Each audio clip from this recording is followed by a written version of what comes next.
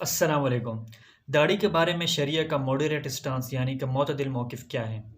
سب سے پہلے تو یہ بات کلیئر ہو جانی چاہیے کہ یہ ویڈیو ایک لے مین یعنی کہ ایک عام آدمی کے لیے بنائی جا رہی ہے، لہٰذا اس میں زیادہ علمی اور تحقیقی باتیں نہیں ہوں گی، بلکہ عام اور آسان انداز میں داڑھی کے بارے میں شریعہ کا ماڈریٹ اسٹانس آپ کے سامنے رکھا جائے گا۔ عام طور پر داڑھی کے بارے میں چار قسم کے اوپینینز پائی جاتی ہیں۔ نمبر ایک، داڑھی رکھنا واجب ہے۔ واجب کا مطلب یہ ہے کہ ایک ضروری عمل ہے، لہٰذا جو شخص داڑھی نہیں رکھے گا وہ اس ضروری عمل کو چھوڑنے والا شمار ہوگا اور اس پر وہ گناہ کا حقدار ٹھہرے گا۔ نمبر دو، داڑھی رکھنا سنت ہے۔ سنت کا مطلب یہ ہے کہ نبی کریم صلی اللہ علیہ وسلم کا ایک مبارک عمل ہے جس پر نبی کریم صلی اللہ علیہ وسلم نے اپنی پوری زندگی عمل کیا، لہذا جو شخص داڑھی رکھے گا وہ نبی کریم صلی اللہ علیہ وسلم کی مبارک سنت پر عمل کرنے والا شمار ہوگا اور اس وجہ سے اس کو ثواب ملے گا۔ تیسری اوپینین یہ ہے کہ داڑھی رکھنا مستحب ہے۔ مستحب کا مطلب یہ ہے کہ ثواب کا کام تو ہے لیکن سنت کی کیٹیگری میں شامل نہیں، بلکہ اس سے کم درجے کی کیٹیگری میں یہ شامل ہے۔ نمبر چار، داڑھی رکھنا قبائلی کلچر کا حصہ تھا۔ نبی کریم صلی اللہ علیہ وسلم اور صحابہ کرام رضوان اللہ علیہم اجمعین نے جو داڑھیاں رکھی تھی وہ اپنے کلچر کے حساب سے رکھی تھی، لہٰذا یہ عبادت نہیں بلکہ ایک عادت ہے۔ آئیے دیکھتے ہیں کہ داڑھی کے بارے میں شریعہ کا ماڈریٹ اسٹانس کیا ہے۔ اس حقیقت کو جھٹلانا تقریباً ناممکن ہے کہ تمام انبیاء کرام علیہم السلام اور تمام صحابہ کرام رضوان اللہ علیہم اجمعین سب کے سب نے اپنے چہروں کو داڑھیوں سے مزین کیا ہوا تھا، اور یہ بات بھی ٹھیک ہے کہ اس زمانے میں صرف مسلمان ہی داڑھیاں نہیں رکھا کرتے تھے بلکہ غیر مسلموں کی بڑی تعداد بھی داڑھی رکھا کرتی تھی۔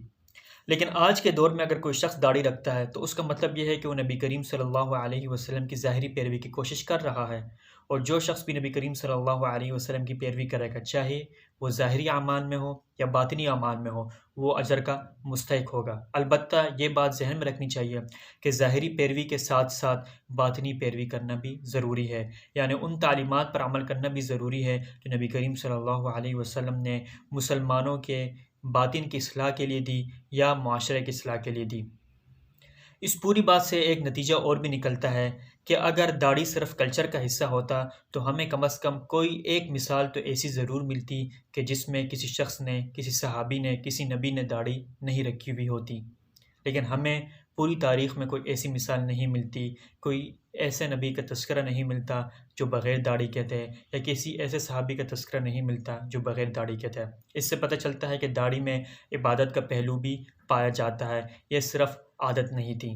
جب عبادت کا پہلو پایا جاتا ہے تو یہاں پر ایک سوال اٹھے گا کہ یہ عبادت کی کون سی کیٹیگری میں شامل ہے؟ یہ واجب کے درجے میں شامل ہے، سنت کے درجے میں شامل ہے یا مستحب کے درجے میں شامل ہے؟ آئیے دیکھتے ہیں کہ داڑھی کس کیٹیگری میں شامل ہے۔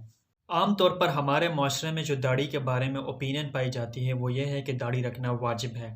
واجب کا مطلب یہ ہے کہ یہ ایک انتہائی ضروری عمل ہے اور جو شخص داڑھی نہیں رکھے گا وہ گناہ کا حقدار ٹھہرے گا، اور جس شخص نے داڑھی نہیں رکھی ہوگی وہ فاسق کہلایا جائے گا اور اس کے پیچھے نماز بھی ٹھیک نہیں ہوگی۔ آئیے دیکھتے ہیں کہ داڑھی رکھنا واجب ہے کہ نہیں۔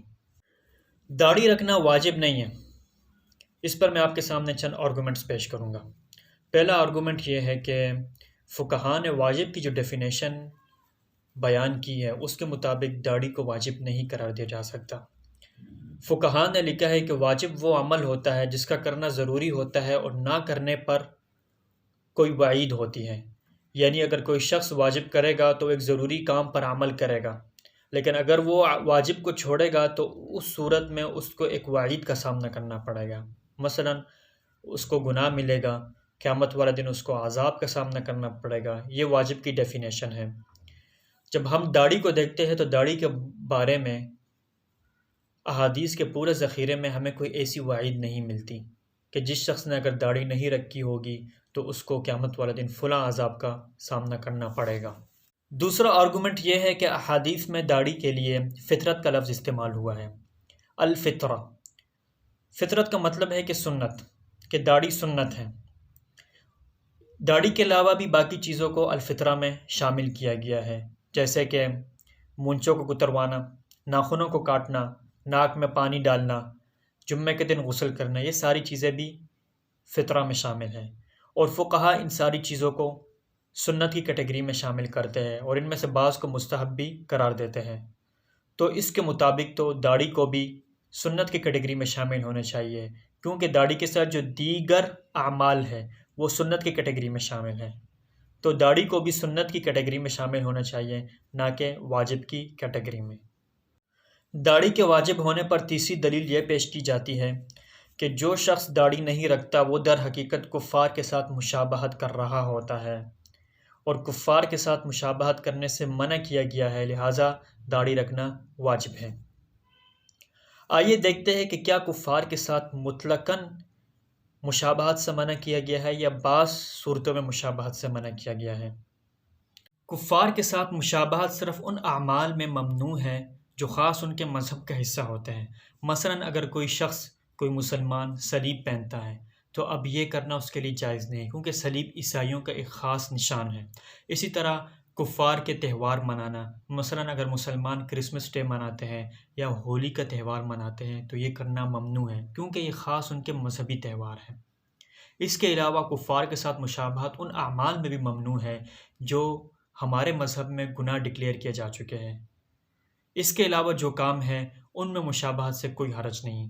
میں آپ کے سامنے ایک حدیث پیش کرتا ہوں جس کا مفہوم یہ ہے کہ نبی کریم صلی اللہ علیہ وسلم نے فرمایا کہ میں اہل کتاب یعنی یہود و نصارہ کی موافقت کرتا ہوں جب میرے پاس کوئی وحی نہیں آتی۔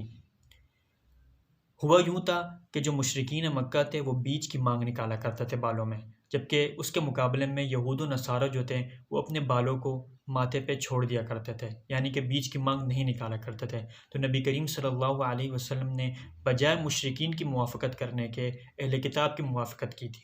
اس سے پتہ چلتا ہے کہ ہر قسم کی مشابہت ممنوع نہیں ہے، بلکہ صرف وہ مشابہت ممنوع ہے جو خاص ان کے مذہب سے متعلق ہوتی ہے۔ آئیے دیکھتے ہیں کہ داڑھی کاٹنا غیر مسلموں کے مذہبی اعمال میں شامل ہے یا نہیں۔ جب ہم دیکھتے ہیں تو ہمیں بہت سے غیر مسلم داڑھیاں رکھے ہوئے نظر آتے ہیں، وہ داڑھیاں نہیں کاٹتے۔ مثلاً اب یہودیوں کے مذہبی پیشوا جو کہ ربی کہلاتے ہیں، ان کو دیکھ لیں تو ان میں اکثر و بیشتر نے داڑھیاں رکھی ہوئی ہوتی ہیں۔ اسی طرح ہمارے بر صغیر میں جو ہندو مذہب ہے ان کے جو بڑے پنڈت ہوتے ہیں ان کی بھی داڑھیاں ہوتی ہیں۔ اسی طرح بر صغیر میں ایک اور مذہب ہے سکھ، ان میں سے اکثر و بیشتر لوگ داڑھیاں رکھتے ہیں۔ عیسائیوں کے کچھ گروہ بھی داڑھی رکھنے پر یقین رکھتے ہیں۔ اس سے پتہ چلتا ہے کفار جو داڑھیاں کاٹتے ہیں وہ اس کو مذہبی عمل کے طور پر نہیں دیکھتے، بلکہ وہ ایک عادت کے طور پر داڑھی کاٹتے ہیں، کیونکہ اگر یہ مذہبی عمل ہوتا یعنی کہ داڑھی کاٹنا مذہبی عمل ہوتا تو سب سے پہلے اس پر کون عمل کرتا؟ ان کے مذہبی پیشوا عمل کرتے ہیں۔ حالانکہ ہمیں یہ نظر آتا ہے کہ ان میں سے جو اکثر پیشوا ہیں وہ داڑھیاں رکھے ہوئے ہوتے ہیں۔ اب جو مسلمان داڑھی کاٹتا ہے تو وہ اس لیے داڑھی نہیں کاٹتا کہ وہ غیر مسلموں کے ساتھ یا کسی ایسے عمل میں غیر مسلموں کے ساتھ مشابہت کرنا چاہ رہا ہوتا ہے جو عمل ان کے مذہب کا حصہ ہوتا ہے، ٹھیک ہے، اور یہ عمل ان کے مذہب کا حصہ بھی نہیں، تو اس سے پتہ چلتا ہے کہ داڑھی رکھنا واجب نہیں۔ داڑھی رکھنا واجب ہے، اس پر ایک آرگومنٹ یہ بھی پیش کیا جاتا ہے کہ جو شخص داڑھی نہیں رکھتا وہ در حقیقت عورتوں کے ساتھ مشابہت کر رہا ہوتا ہے، عورتوں کے چہروں پہ کوئی بال نہیں ہوتا، تو جو شخص داڑھی نہیں رکھتا وہ عورتوں کے ساتھ مشابہت کر رہا ہوتا ہے، اور عورتوں کے ساتھ مشابہت کرنے سے بھی منع کیا گیا ہے، لہٰذا داڑھی رکھنا واجب ہے۔ آئیے دیکھتے ہیں کہ داڑھی نہ رکھنا عورتوں کے ساتھ مشابہت میں داخل ہے یا نہیں۔ کون سا عمل عورتوں کے ساتھ مشابہت کہلائے گا اور کون سا عمل عورتوں کے ساتھ مشابہت نہیں کہلائے گا، اس کا دار و مدار آپ کے عرف پر ہے، آپ کے ٹریڈیشن پر ہے۔ اگر آپ کے ٹریڈیشن میں داڑھی کاٹنا عورتوں کے ساتھ مشابہت سمجھا جاتا ہے تو اس صورت میں تو پھر داڑھی رکھنا آپ کے لیے ضروری ہے، کیونکہ عورتوں کے ساتھ مشابہت سے منع کیا گیا ہے۔ لیکن آپ کے عرف میں اگر داڑھی کاٹنا عورتوں کے ساتھ مشابہت نہیں سمجھا جاتا تو اس صورت میں پھر داڑھی کا حکم بھی واجب نہیں رہے گا۔